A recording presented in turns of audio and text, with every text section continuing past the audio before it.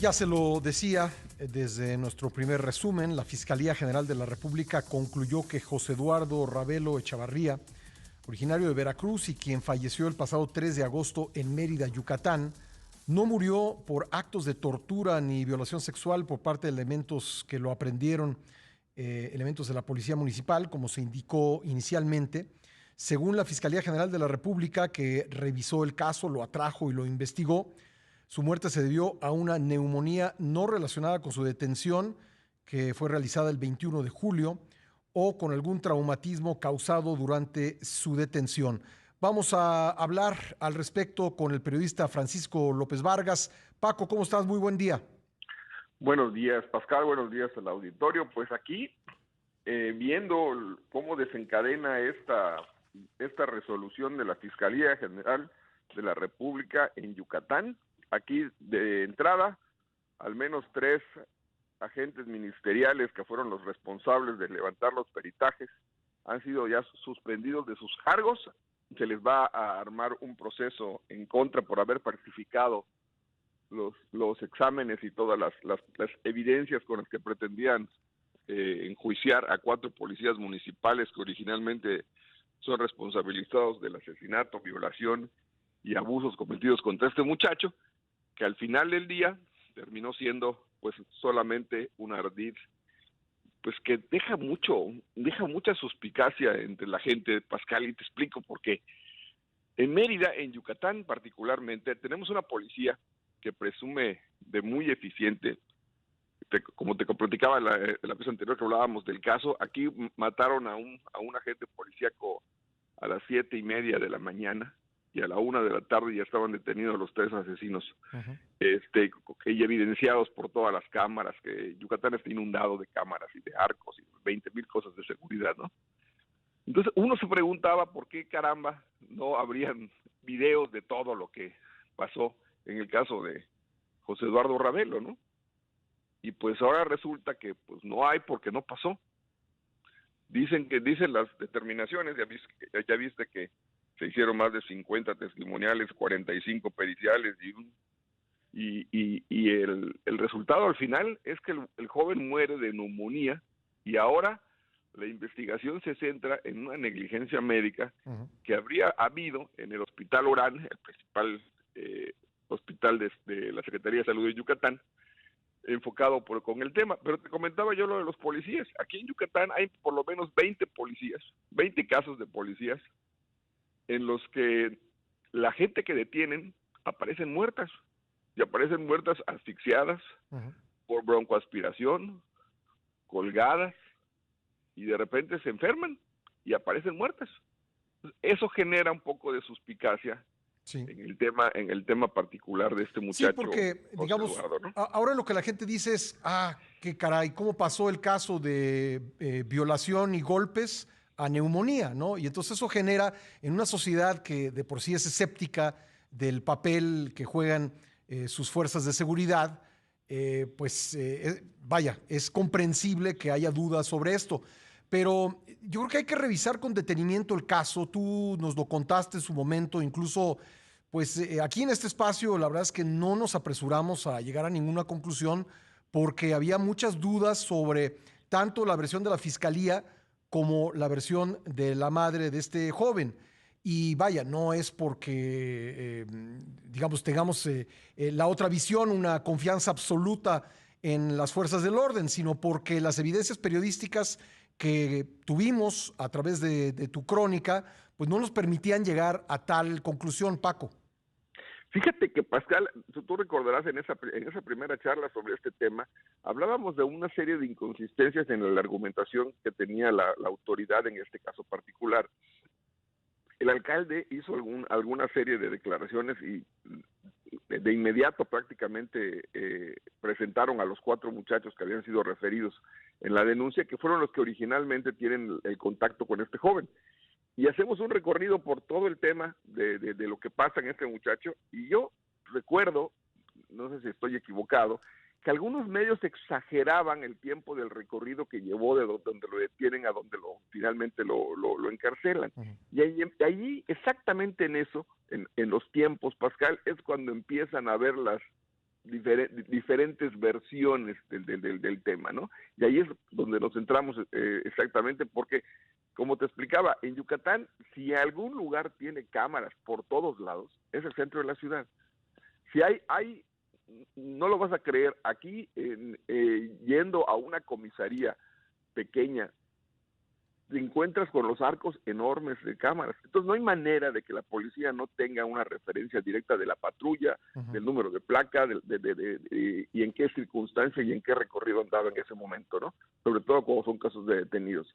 Pero además, lo más grave de todo es que hicieron una revisión forense, no solamente del muchacho que exhumaron el cuerpo, le hicieron la necropsia de rigor y todo lo demás, sino que hicieron una revisión de videos, de informática para ver si no había habido alteración de los videos. Hicieron una revisión, pues, de las lesiones, hasta los momentos y los tipos de lesión que tienes cuando eres sometido a una agresión. Y la conclusión es que el joven solamente aparece con lesiones provocadas porque se resiste al arresto.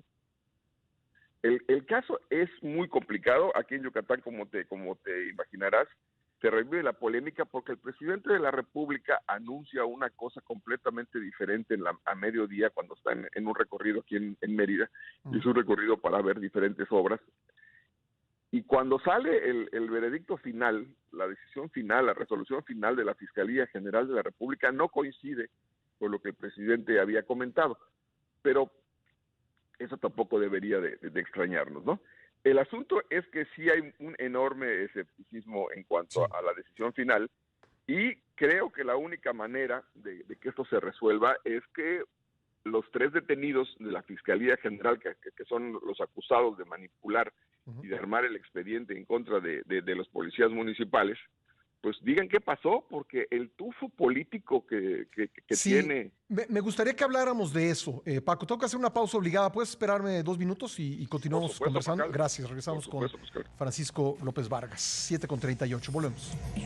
Le agradezco al periodista Francisco López Vargas que nos haya esperado en la línea para seguir hablando del caso de la muerte de José Eduardo Ravelo en Mérida, Yucatán.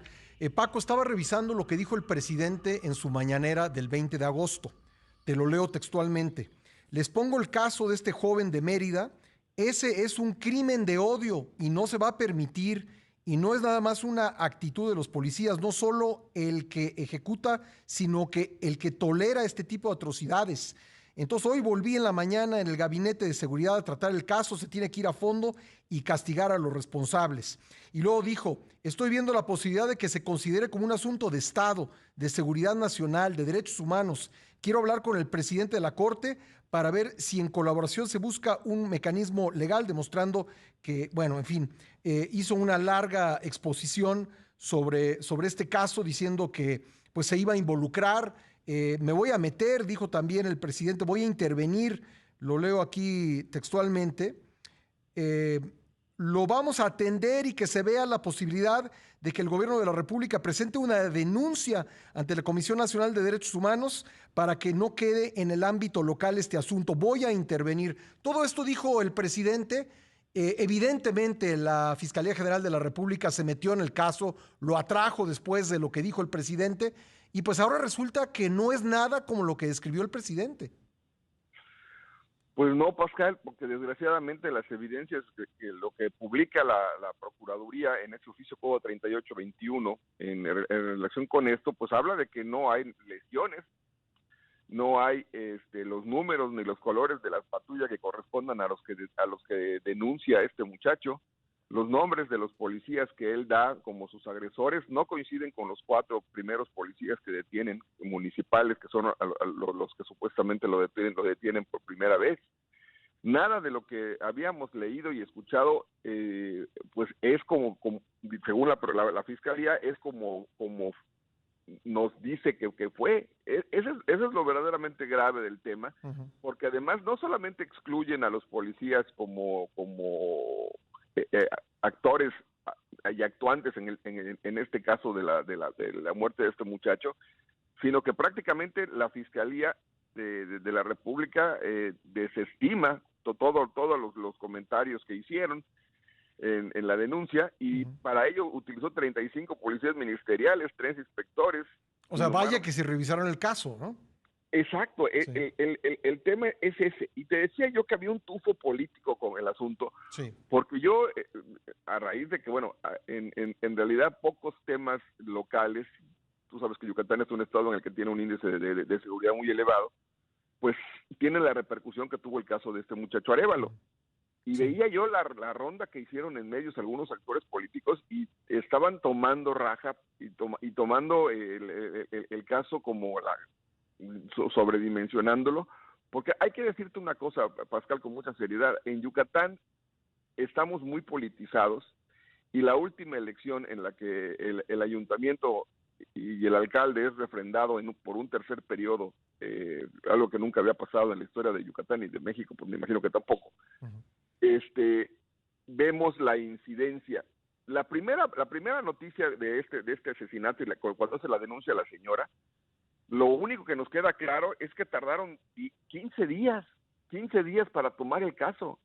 El joven muere el día 3, la denuncia se presenta el día 18, y la señora hace toda una narración que parecía pues muy sólida. Esa es la realidad. Y vemos que la primera actitud del gobierno del estado es deslindarse del tema y decir, no, pero fueron policías municipales, como si eso le eximiese de la responsabilidad. En Yucatán hay un mando único policiaco, sí. Hay 106 municipios. Sí, entiendo que la policía municipal nada más cubre 10 cuadras, ¿no? Del centro de la ciudad. Sí, hay una avenida que se llama Circuito Colonias, que es la que circunda, que es como un periférico interno de la ciudad, sí. Que es la que circunda toda lo que se denomina el primer cuadro, ¿no? La primera parte de la ciudad.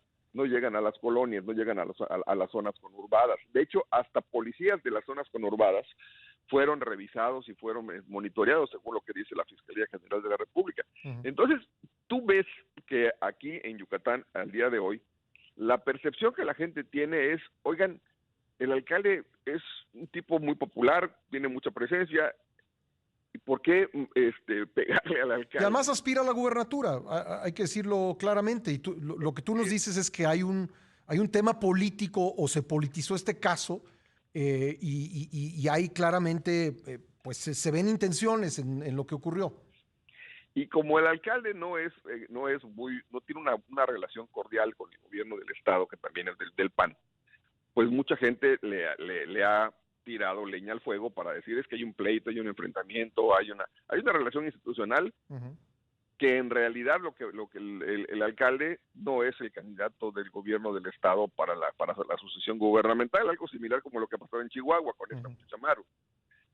Y aquí lo que nos está complicando el escenario es que el gobernador manda un tuit ayer mismo en relación con el tema, y como que no termina de aceptar la decisión de la fiscalía, que no termina de aceptar muy bien o de muy buen agrado la decisión que toma la fiscalía de responsabilizar a 3 agentes del Ministerio Público del local y al Hospital Orán. Pero además te quiero decir una cosa, el fiscal es un fiscal prácticamente nuevo, tiene casi un año en el cargo, porque el fiscal anterior sale en medio de un escándalo inmobiliario de protección a supuestos delincuentes de bienes raíces, y como se empiezan a transmitir todas las pláticas que tenía él con